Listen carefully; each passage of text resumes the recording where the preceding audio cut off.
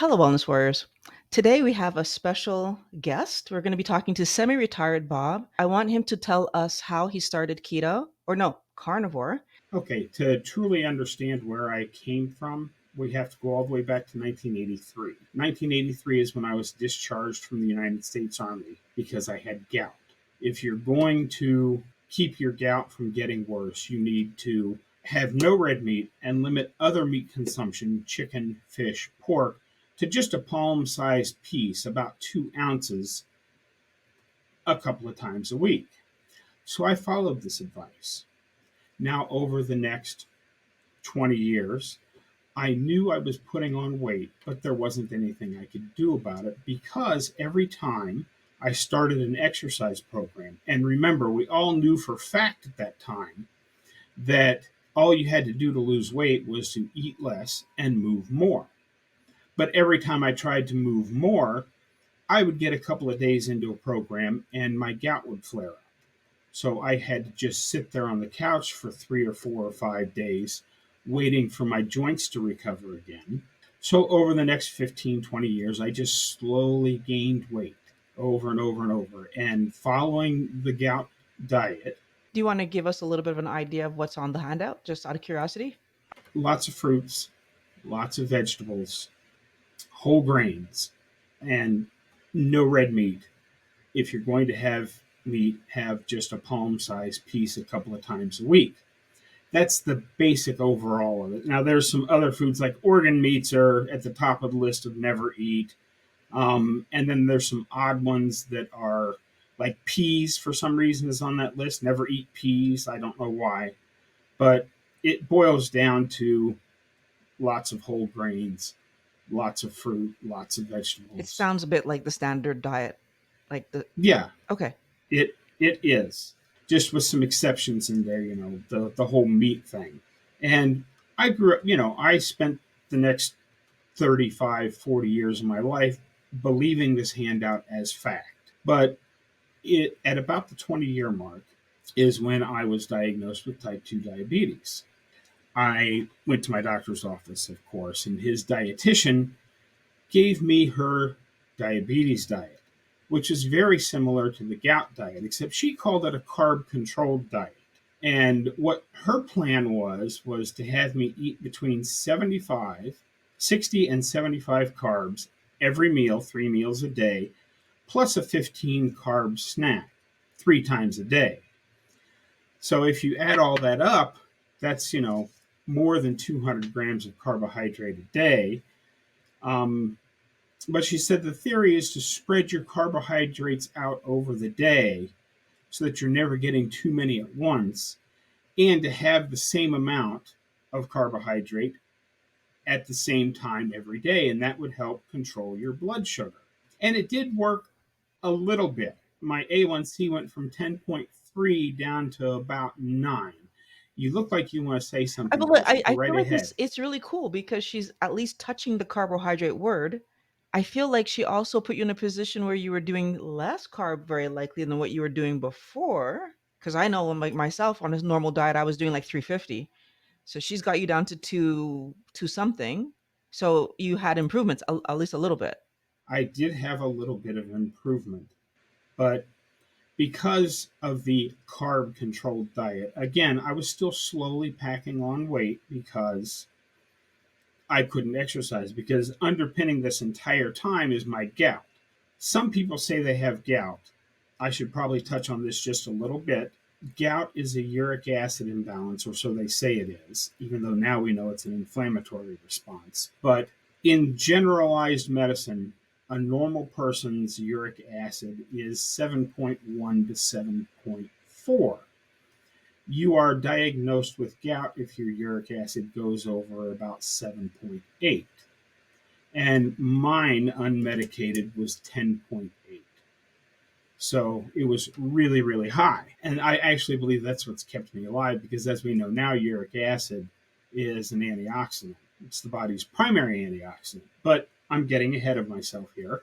So, underpinning that gout, every time I tried to do anything, I would get a gout attack. Most people will get a gout attack a couple of times a year and they get it in their big toe or maybe in one of their hands. When I got gout attacks, it could strike in any joint in my body, my lower back, my upper back, my neck, my elbows.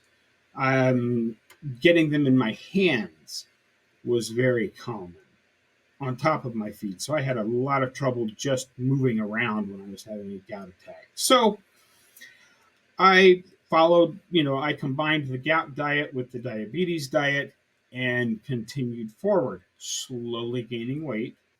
Just about 6 years ago now, I had a triple bypass surgery. Oh, Yes, I feel very lucky to be alive. I mean, my doctor and surgeon were great.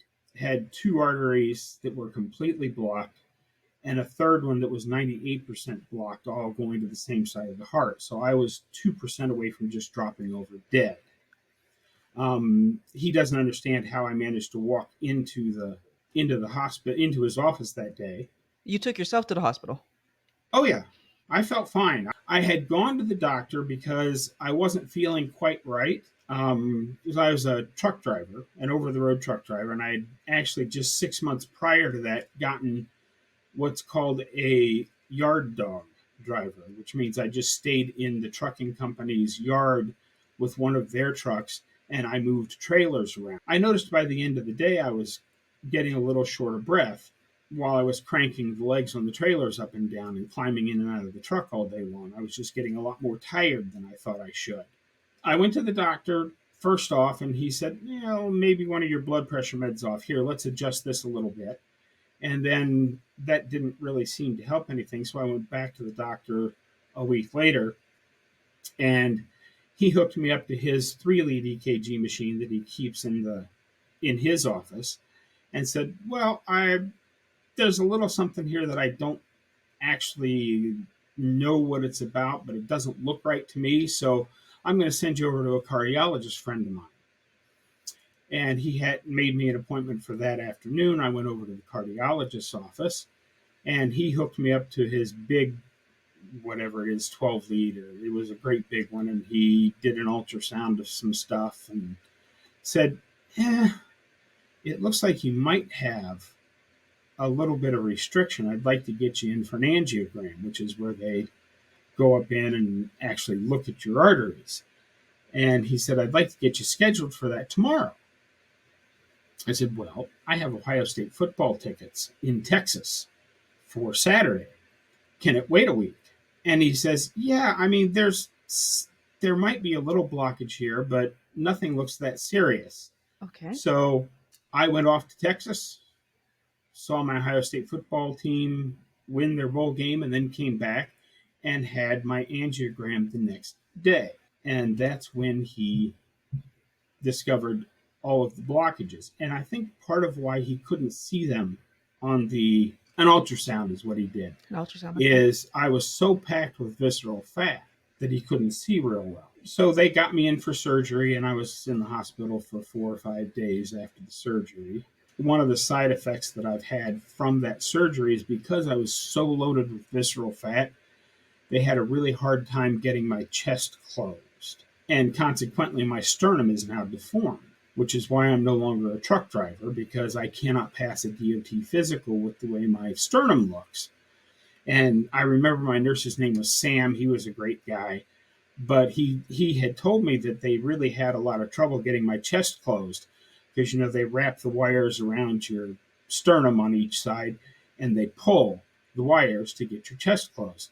He said the doctor was jerking on the wires so hard that my body literally came 6 to 8 inches up off the operating table. That's how much force it took to get my chest closed again. But all that is fine. So, moving along with the story of how I found Carnivore, I decided I don't like Omaha in the winter anymore. So I started going south. And I have a little 5x10 cargo trailer that I converted into a camper. And that's what I lived in the winter. But I'm in these beautiful places. I mean, I was 30 minutes from the ocean, and all I had the energy to do was basically just sit there in my cargo trailer. So I did not realize how depressed I had gotten. I was basically just sitting around in my cargo trailer waiting to die. I was surprised every morning when I woke up I was at the point, it was 5.5 years ago now. It was like March of 2021.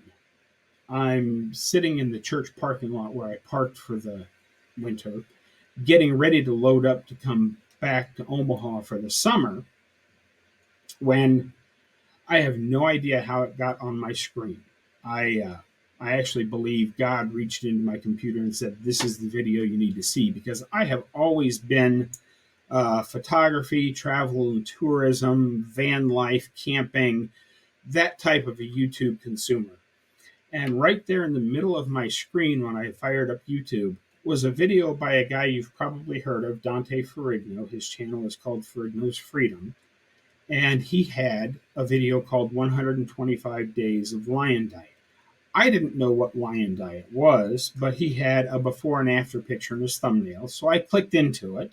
It didn't take me very long to realize, oh, this is just a more extreme form of the ketogenic diet. And I should back up in there.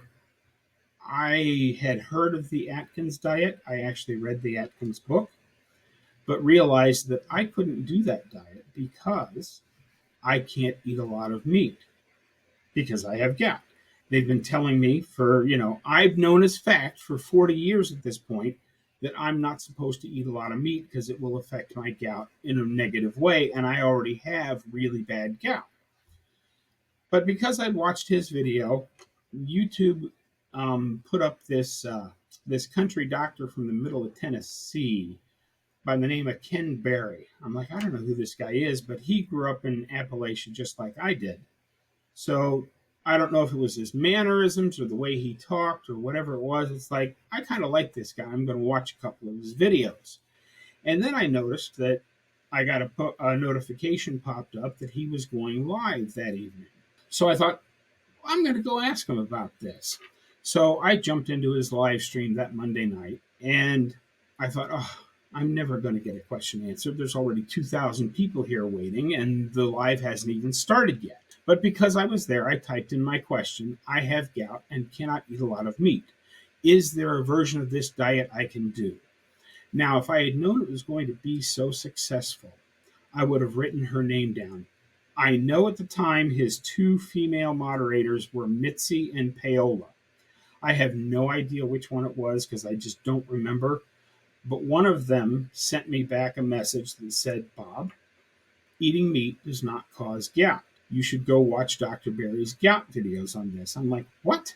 What do you mean eating meat doesn't cause gout? I have known this as fact for 40 years. Eating meat causes gout. But because they had said it, I thought, well, I'm going to go see what this crazy doctor has to say about it.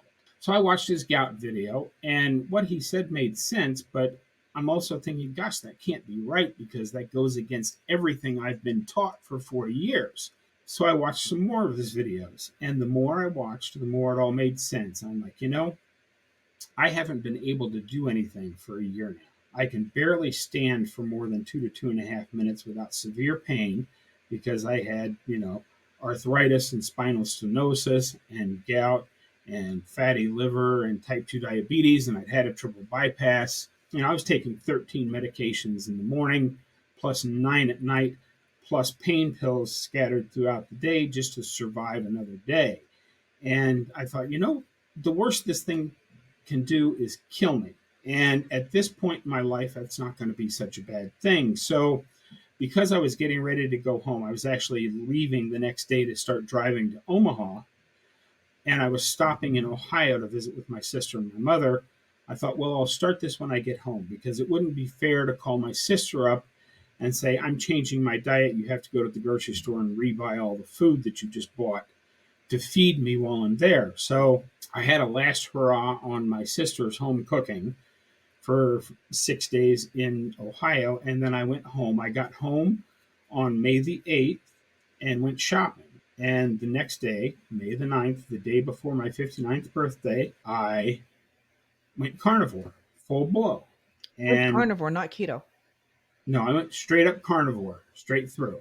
Okay. I started off with basically beef, butter, bacon, and eggs. And I had some sausages and some shrimp and a lot of deli meats and that kind of stuff.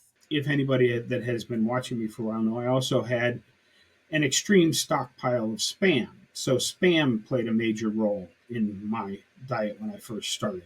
And I, of course, had all of the problems that a lot of people have when you go from one diet to another diet overnight without gradually changing. You end up with certain issues. But that passed mostly after a couple of weeks. And I didn't really know if it was working or not. And that's why I say that I started my diet at 315 pounds. I actually think I was probably a lot closer to 340 pounds at that time because I did not step on the scale before I started because I did not do this for weight loss. I had been told from watching Dr. Barry's videos that this could help with pain. And I was taking the maximum amount of Lyrica every day.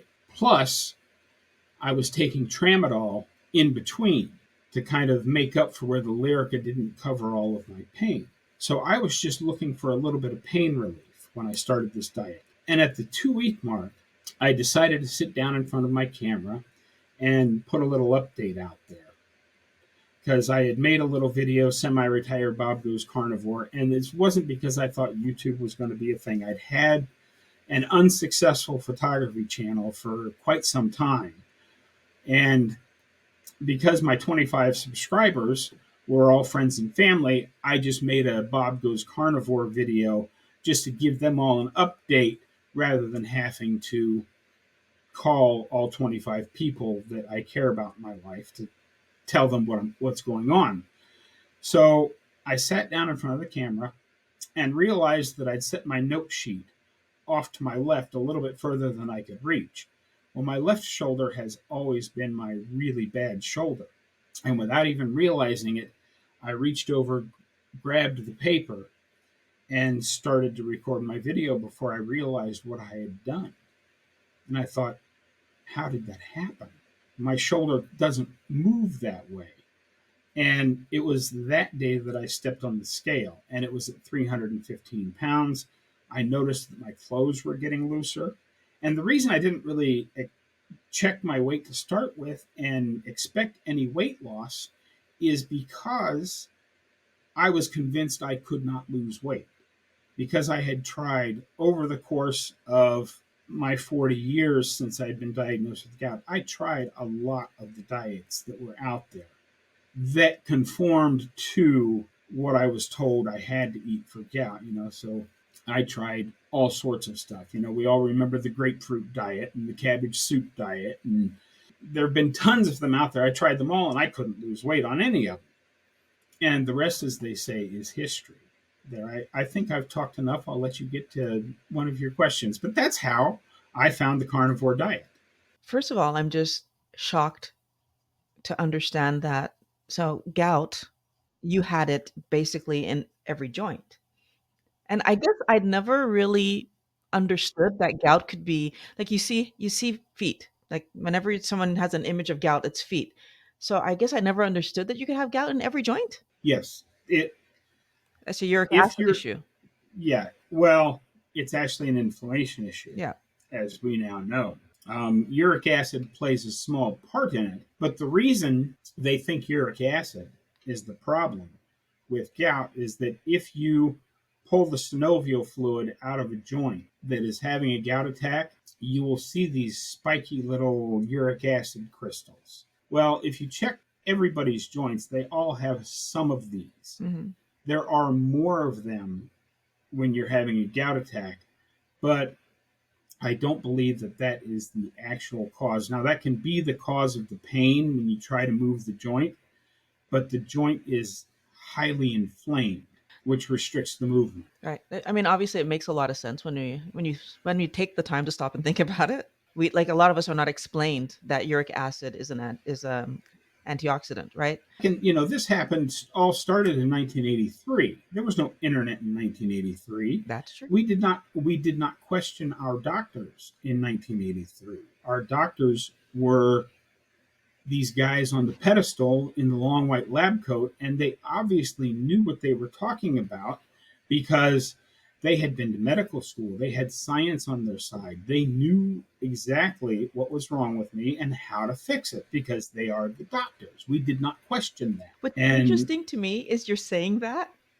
on the heels of like having found out that your doctor did an ultrasound and couldn't see the problem, but he should have known that. He should have known at your size an ultrasound wasn't going to work. yes, So like there's bits and pieces of it where we give doctors so much credit that maybe like we should also be more willing to challenge a bit. And I think that's what your story's teaching us is like I know I learned the same thing that I need to we need to learn to challenge our doctors a bit more. yes, yes, because as Dr. Barry will say many times in his videos, doctors are just dudes and chicks, just like you and me. They have lives to live. They're concerned about taking care of their family, taking care of their practice. They don't have time to sit down and read everything there is to read out there, so they basically go off what they were taught in medical school, and they're not infallible. In fact, there's several books out there talking about how doctors are not infallible. But like I said, back in my day, back in 1983, we didn't question doctors. Even as 10 years later, we didn't question doctors. The real questioning of doctors did not happen until the internet got so popular and YouTube launched in what I believe was 2008, something like that. Yeah, it was. It might have been 2006, but it was after 2000 when YouTube was launched. Prior to that, there was MySpace, but people just questioning what your doctor said was not a thing until very recently. Now, you were in the army. Yes. Okay. Which to me right away says if I'm in the army, theoretically I should be being fed healthy meals because it's the army. Am I anywhere close? Yeah. Yeah. I was actually being fed very well. Where I was at, we had basically pork chops every day for lunch and steaks every day for dinner. The problem was all of the other stuff around it. Okay. You know, potatoes, rice, lots of desserts. You got What to kind of feed the desserts? soldiers. Oh, cakes, cookies, pies, you name it. The army cooks are really good at making things. At least they were back in the day. Now they have guidelines, and those guidelines are all completely wrong. But don't get me started on the state of our armed forces today because that's a whole nother video. Okay, I guess what I was trying to figure out is whether or not you had access to those things, the cakes, the cookies, the ice cream, like all the other stuff that us regular people would have had access to. And the only reason I was asking that question is I would think in the army, their focus would be on you guys being as fit as possible because you got to go fight wars, right? And protect us and all Well, this stuff. no, because the whole thing with the conditioning was that all you have to do to stay in shape is to eat less and move more, and the army concentrates on the move more part. So I can Yes, eat let I them can eat eat cakes junk and and eat eat exercise it what away. eat whatever you want, but then you start your day with 200 push-ups and 50 pull-ups, and then you go run for anywhere from 3 to 5 miles, and then you start your day with whatever your job is in the army. Fast forward, we have the surgery, we find this diet. It takes you how long to go from 315 to what you've decided to settle on or where you are now? I've been on the carnivore diet for 18 months. It took about 6 months to lose the first 100 pounds, and I'm now sitting at about 156 pounds down in 18 months. It, of course, after the first 100 dropped off, it slowed down because as I crept closer and closer to goal weight, I'm now at, it varies, of course, and I hardly ever step on the scale anymore, but I'm at about 160 pounds. Okay. Is that your goal? Like we're good where we are? I'm good. I feel fine. I, in looking at myself, I realize I could probably lose another 15 to 20 pounds. I don't know that I'd want to get much below 150 because I haven't been below 150 since about sixth grade. But I am right now about 20 pounds lighter than I was when I enlisted in the army. and was throughout my Army career. So I'm smaller now than I was then. And to put it into perspective about how society has changed and how we look at stuff, because now people look at me and they go, "Oh, Bob, you're so thin.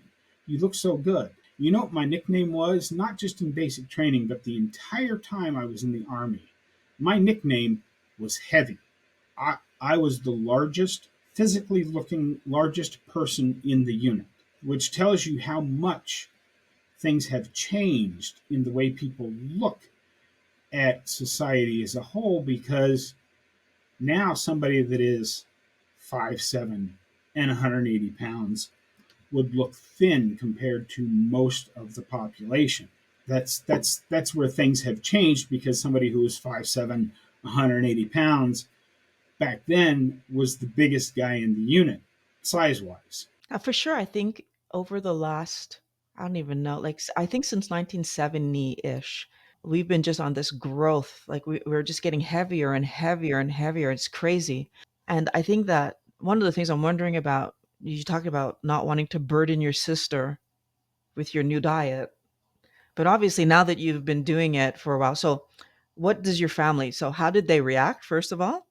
But also, like, are they on board with what you're doing? Yeah, well, I don't know how my brother feels about it. I suspect he's a little irritated because about a month before I started this journey, he had bariatric surgery, and I have lost more weight than him, and I have kept it off a lot longer than him. So he So lost we don't. weight, but he put some of it back on? He put some of it back on, and to be honest, we don't talk very much because, well, let's just say he and I are on different sides of the political aisle, Okay. and we don't speak a lot. My sisters and I get along just fine. We talk all the time.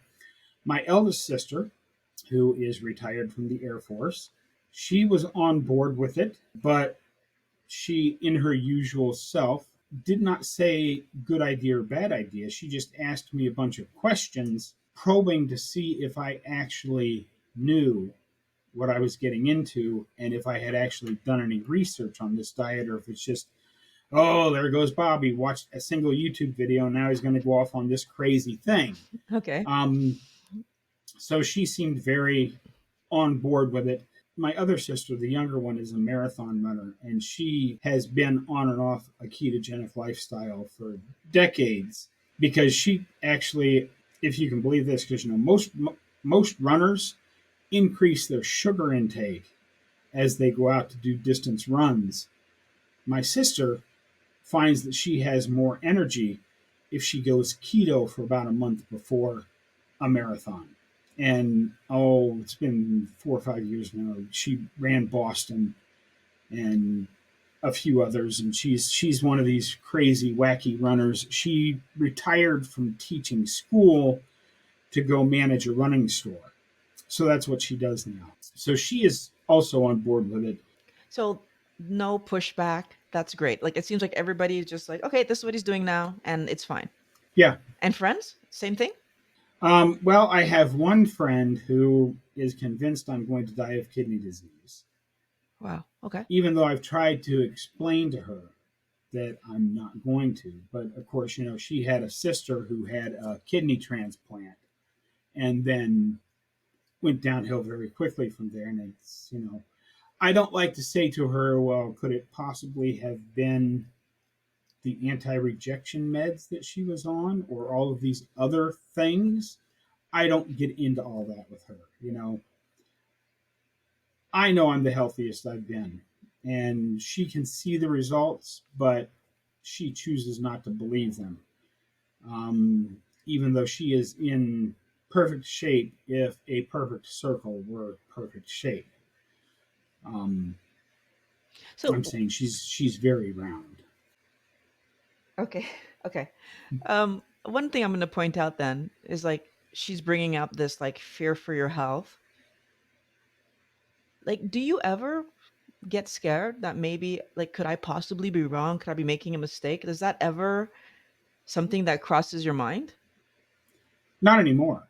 When I first started, Uh-huh. I thought perhaps, but the lab work that I got done at about the 5 month mark, Okay.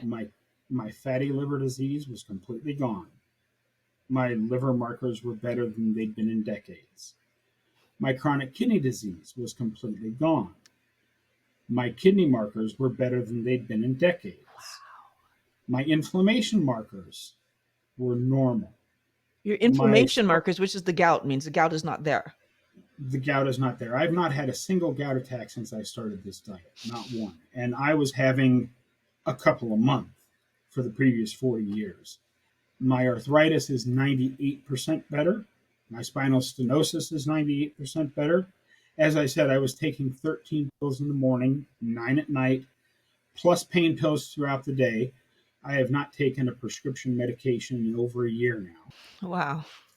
I do take a nutraceutical supplement, but that's a whole nother story. What else? I know I'm leaving something out. I'm But anyway, my health has improved. I went from not being able to stand up for more than 2.5 minutes without severe pain. And when I got into the pain in my back from standing, it would increase the longer I stood, to where it would literally feel like I was being smashed in the back with a red hot sledgehammer when I got to the 3 minute mark. And now I do whatever I want. I do my own yard work. I cut my own grass. I go for 3 to 5 mile walks every day. The longest walk I've done so far is I did 15 miles on trail with a 20-pound backpack a with few a months 20 ago. pound backpack. I couldn't stand up by myself before. Now I can do a trail with a 20-pound backpack. Yes, That's like a crazy difference. yes, Wow. I think it's interesting that you say like you know specifically 2.5 minutes is like my limit, and then I had to sit down. I feel like when we live pain, we know exactly in our head. It's like, okay, yeah, it's been this amount of time. Like I have to move, or like we just know. Like it's I people challenge me on that when I say like I couldn't get through a 45-minute session of sitting with my pain. People challenge you, but hmm it's obvious. Like it's not that I want to know that information. I'm sure you didn't want to know that information. You just know it because it's the reality. I used to have a chair at the top of the steps in my house, because if I had to go up the steps, I had to sit down for Wow. anywhere from 10 to 20 minutes to recover from walking up those stairs. Wow. There was a chair in the kitchen because I could not cook for myself without sitting down most of the time. There were chairs scattered throughout the house because I knew how far I could get before I'd have to sit down. I wish I had a picture of it, but I can tell you that if you go back and watch my September the 1st video from last year, I mentioned that I'd forgotten to bring my cane with me. And if I happen to not be able to make it back to the house, I need one of you guys to come pick me up and drive me home, even though I was just going down to the corner and back. My cane is still sitting next to my door in its little nook where it was 18 months ago. I have not touched it since. Like when you're looking back at the information that you learned, what is the thing that you felt was the biggest mind blow? Like just like what just blew your mind that when you learned it? It had been told to me in 1983, and I lived my life for 40 years knowing as fact that I wasn't supposed to eat meat, especially not red meat, because red meat makes gout worse. And now I know my diet is 95% red meat and eggs. I feel like you're And making up for lost time.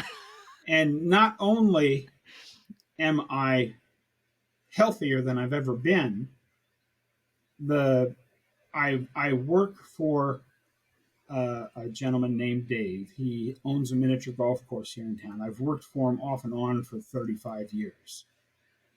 And this year, he noticed me losing weight last year. And I have to tell you, he's a great friend of mine. When I got out of the hospital from my heart surgery, he actually went out and bought a special stool to sit behind the counter at the miniature golf course so that I could come out to the golf course, sit down behind the counter, and talk to people. And he noticed me losing weight last year. This year, He upped how many hours I was working, and about 3 weeks into the season this year, he looked at me and said, "That's the guy I hired back in 1990." He says, "You are a completely different person now." He says, "You're brighter, you're better, you have a much healthier outlook on everything. You're just exciting to be around again." And those are the two biggest changes that I have seen. So of course everyone's going to say, if you're eating 95% red meat, how expensive is that? Not at all. Okay. I just, because what I do, I buy things on sale, and I live in Omaha, Nebraska. We Okay. are the feedlot capital of the world. Okay. This is where beef comes. I get tons of meat here very, very cheaply. I pay on average about $2.99 a pound for ground beef. And as long as I'm careful and watch the sales, I get chuck roast for about $3.99 to $4.99 a pound. And I can get stew meat for about the same price. It's usually about $5 a pound. But my primary diet is ground beef and eggs because I can get 10 pounds of ground beef for about $30. So I know this because I just bought my groceries for the month. I got 20 pounds of ground beef and I think it's 68 eggs. 18 and 18 is 36. 72 plus 18. It's about 100 eggs and 20 pounds of ground beef for less than $80. And Wait, that'll run me for about 3 weeks. So I'm eating this way for about $100 a month. And back when I was eating standard American diet, I was spending between $100 to $150 a week. So it's significantly cheaper to actually eat this way as long as you're careful. Now, yes, if you want to follow the Dr. Baker diet of a refrigerator full of the best looking tomahawk ribeyes you can find on the planet, then yeah, you're going to pay a lot of money for that. I could afford to eat that way maybe 3 days a month, and then I'd have to fast the other 27 days of the month. what's really interesting about what you're saying, and I think this is something that I wonder about, is people say it's expensive to eat the way that we eat. Because I wouldn't I'm not carnivore, I'm keto, but I eat Mm-hmm. mostly meat. I have veg once or twice a week. The thing that I find interesting is that most people will have hamburgers several times per week, but then they're going to scoff at you and I having ground meat. It's very interesting, Yes. like the way that we don't think it through, right? Yeah. And I mean, I not only spend less money on my groceries because I'm just buying meat and eggs. I can't tell you how many bags of green stuff have gone bad in my fridge because I'm going to eat healthy this week. I'm going to get this big thing of pre-made salad. I throw it in the fridge, and then 10 days later I think, "Hey, I've got that salad in there." I pull it out of the fridge and it's kind of brown and yucky and kind of droopy in the bottom of the bag, so it goes in the trash. Threw a lot of that stuff away. Same thing. I'm going to be healthier this week. I'm going to buy a bunch of fruit, stick it in the fridge, and I might eat a couple of the apples or a couple of whatever it was I bought. Then I go to get the next one, and it's all soft and mushy, so that all gets thrown away. Right. So I'm not throwing any food away. I'm And then if definitely you guilty of that. calculate the cost of all of the meds I used to take, all of the copays going to the doctor, because I had a primary care physician, a cardiologist, and a pain management doctor. So I was at the doctor pretty much every month. Now I haven't, well, I went to see my cardiologist when I got home this spring. He took me off the last of my medicines. Yes. And when I'd gotten out of the hospital, he said, "Now we're going to see each other every 3 months until one of us dies." And this last time he said, "Yeah, I'll see you next year." Ah, So, and I don't currently have a primary care physician because I think this whole medical business is a racket. If something feels bad, perhaps we should go to the doctor and maybe, I mean, Did our grandparents go to the doctor once a year for a checkup and spend that money to get checkups? No. My granddad had never been to a doctor. Oh, You know, his first trip to the doctor was about a week before he passed. My grandmother, his wife, who lived to be 106, they owned a dairy farm. Um, her first trip to the doctor was at like 96 years old because she was having trouble seeing and she had a little cataract surgery. Where does this we got to go to the doctor every 6 months to a year to get a checkup come from? If you don't, if you feel fine and your body is able to do everything you're wanting to do, I say, why are we spending money on going to the doctor? Now, do I think every couple of years it's a good idea to get some things checked just in case? Because we do have a lot more science today than we had 50 to 100 years ago. So there are some markers for, like precursors of cancer and things like that. But I also know from watching all of the doctors that I watch that most hard tumor cancers that develop later in life are metabolically linked. And I am metabolically healthy. So why do I need to go spend a pile of money on a test that's going to come up negative? As long as everything's working correctly, I feel no need to go to a doctor every 6 months and spend the money on seeing a doctor. I just don't see the need in it. This go to the doctor every year is a recent invention because processed food is a recent invention and people are getting sicker and sicker and sicker. So now they feel like they need to go to the doctor more often. you said you watch a lot of doctors. Who are the doctors that you tend to follow? Oh, well, there, of course, Dr. Barry, Dr. Chafee, Dr. Sean Baker, Dr. Paul Mason is one of my favorites. And then I can't pronounce his name properly, but and even remember it's Seeger or something or other. If you go to Dr. Barry's channel and search for cancer, you'll find this guy. He's a cancer specialist. On Dr. And Barry's channel? Okay. yeah, I wish I could remember his name, but he was actually, I've heard him speak in person. He was one of the people that was here in Omaha last late July for the Omaha Hard to Kill Summit. And Dr. Sean O'Mara was here. Those are the primary ones. And then of the non doctors that I watch, of course, I watch your channel. I watch Dave's channel at Zero Carb. The Dave Mack in Japan. Yeah. I watch him. I'm really good friends with Sean at Intentional Carnivore. Um, of course, I watch Professor Bart K every time he puts something out.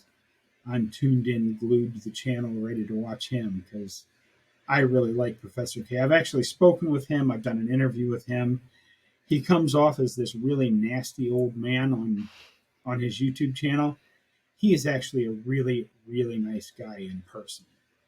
I think it's hard to Um, not come off as a mean old person when we're talking about this topic because it's so frustrating that these lies have been told to us, and the lies that have kept you sick for years, lies that kept me sick for years. So, I mean, I feel like I'm glad that you were able to share that your health came back. Like you're in a good place now, and it looks like you're only going to keep getting better from what it sounds like. You have like it just there's a little bit left. You said 98% you're yeah, I mean, I don't know that the last 2% will ever go away. Because when I first started this diet, my hands, this was the best fist I could make. My hands were locked up tight. And now they work just fine. In the mornings, they're still a little bit on the stiff side till I get them loosened up. And I don't know that that will ever go away. We'll see what the next 2 or 3 years brings. Um, Same thing with my spinal stenosis. If I turn wrong too quickly, I'll still get a little pain in my back. Um, but I was supposed to have knee replacement surgery like 8, 9 years ago, and I didn't have it because that was I won't go into all the reasons why. Let's just say new government funded insurance thing came along, and the place I was working changed their insurance, and instead of having to save up $2,000 to pay for the knee replacement surgery, I would have had to have $8,000 saved Oh, up for the knee replacement surgery. So I did not have it done at that time, and now I'm glad I didn't, because my knee will pop just a little bit here and there, but like I said, I'm not having any trouble walking on it, so why on earth would I go get it replaced? And it doesn't hurt. I can feel it click every once in a while. they And I don't know if that little click every once in a while will ever go away, but it doesn't hurt. So why worry about it? what is amazing to me is that how well our body will repair itself if we give it the proper food. And all of what you're talking about, and it's in what even more surprising is that you did this with meat, the one thing that they tell us is going to ruin our health. You Mm-hmm. absolutely improved your health. And I think that this is just more evidence that what we actually need to do is respect our bodies. Like, like we love to call ourselves omnivores, but our digestive tract is more towards carnivore than herbivore, right? And I think we need to just learn to respect that acidic stomach is there for a reason, and that as you're showing, meat is what we need to be healthy. Yes. I believe we are omnivores in the fact that we can survive on famine food like grains and things like that. But it's not optimal for us. Yeah. And what has happened to Western civilization in the last, you know, 12,000 years since grains and agriculture have come into being, and even more so here in the last 60 years since processed food started coming into our diet. Look at what's happened to everybody, how they look, how they feel, how they perform. And yet, meat, it's amazing. I was sick for 40 years, from gout to diabetes to open heart surgery to waiting to die to now doing everything there is that I can do. I'm doing things now at 60 that I couldn't do when I was 40. It's amazing how much our body has the capacity to heal if we'll just get out of its way and eat proper nutrition. And if you watch any Dr. Baker stuff, he spends an awful lot of time in some of his videos talking about how human stature has gotten shorter over the last several thousand years. Our brains have gotten smaller over the last several thousand years, just looking at skeletal evidence. Um, I believe agriculture is the reason for that. I definitely agree with you that there's a huge difference, and I say it to the wellness warriors all the time. The goal isn't just to survive, it's to thrive. And when we're eating too much grain, eating too much fruit, eating those high carbohydrate vegetables, we're putting our body in survival mode. And we Mm-hmm. need to understand that. Absolutely. Like I said, we can survive on that stuff, but 18 months ago, I was barely surviving. And now, because what you see behind me in the picture, I am thriving. I have my life back. I mean, I went from sitting in a trailer near enough to see the ocean, but not being able to get out of the trailer, to I walk every day, do all my yard work. I just recently bought land down in Texas. Starting next fall, I'm going to go down and build my own house out in the middle of nowhere. I'm going to start a homestead. I'm going to have my own chickens. I'm going to have my own sheep and goats and maybe even some cows, because I do have 10 acres out in the desert. It will take me a while to get it all built up to where I can support all that life, but that's where I'm going to live out the rest of my life is down in the Texas desert, raising my own animals, killing them, and eating them. And like I said, 18 months ago, I could barely get off the chair. Honestly, I feel like that's the perfect place to end because you're exactly exemplifying what I'm constantly trying to get wellness warriors to see is that the goal is to find a way to enjoy eating the healthy food so that you can actually enjoy your life and wow, you're doing it. So I want to thank you, Robert, for this interview. Just tell people where they can find you. Sure. My channel on YouTube is Semi Retired Bob. If you just type in Semi Retired Bob into the YouTube search engine, you will find me. I do have a Facebook group, and it's called Semi Retired Bob. You can find that very easily if you want to. It's completely free to join. Come on over and get some extra support if you need it. I do have an Instagram that's Semi Retired Bob. I don't use it very much because I'm not really big on Instagram, and I also have a an X, formerly known as Twitter, that is Semi Retired Bob. But YouTube is my primary. I put out almost daily videos on YouTube and have been putting them out for, well, since last September the 1st is when I started doing daily content. So there are over 450 carnivore videos on my channel. You're very prolific, and I'm going to enjoy watching more of them. Thank you for being here. And Wellness Warriors, if you want to know how to start keto and get going in a healthy lifestyle, you can click on the video right here, and I'll join you over there.